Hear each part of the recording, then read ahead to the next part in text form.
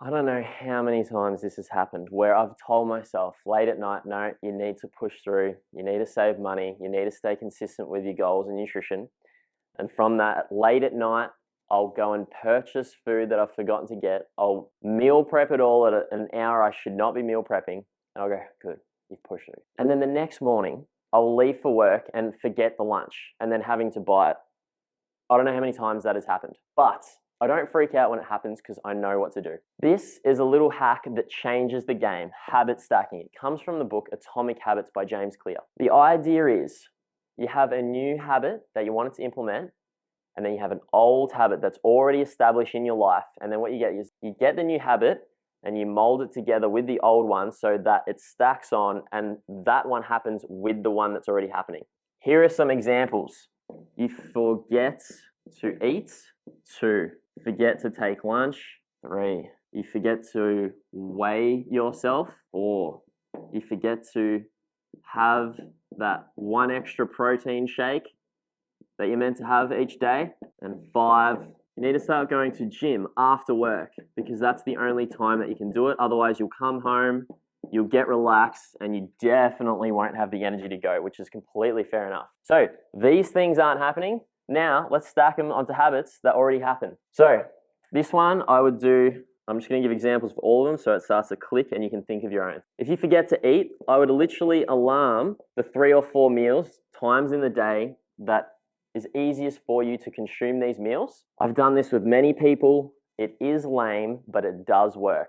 Do little alarms and then eventually you won't have to do them anymore. And it also starts to structure out your day, levels out your hunger hormones, you know what's happening, and if you're like in a cut or something like that, you know what you're eating, you don't get as hungry. It's good for the mind and soul as well. What I would do here, and is what I do when I didn't freak out because I was forgetting my lunch, I would put my car keys inside a Tupperware container.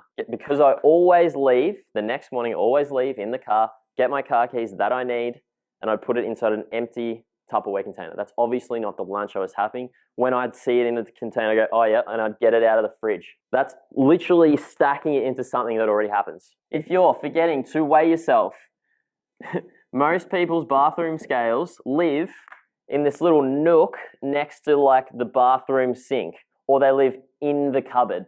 Get it out of the cupboard and move it in the middle of the bathroom, assuming you go to the bathroom first thing every morning. If you don't, what I would do is I would get the scales and put them at your bedroom door, because you always leave your bedroom door and then you can put it on a hard surface and weigh yourself. If you forget to, I had a client that religiously weighed themselves but never put it into the sheet. So I got them to get a sticky note and put it on top of the scales because they always weigh themselves. And then they started entering it in.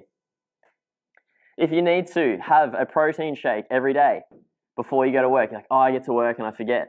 Get the powder, and its new home is next to the front door so that when you leave in the morning to go to work, or you can do the car keys thing, you'll see it and go, oh, yep. Lastly, gym after work. If you don't already have one, get one. Your gym bag now lives in the car. It's just always in there. So when you're driving home from work, you go straight to the gym. And if you need to wash your clothes, replace them that night.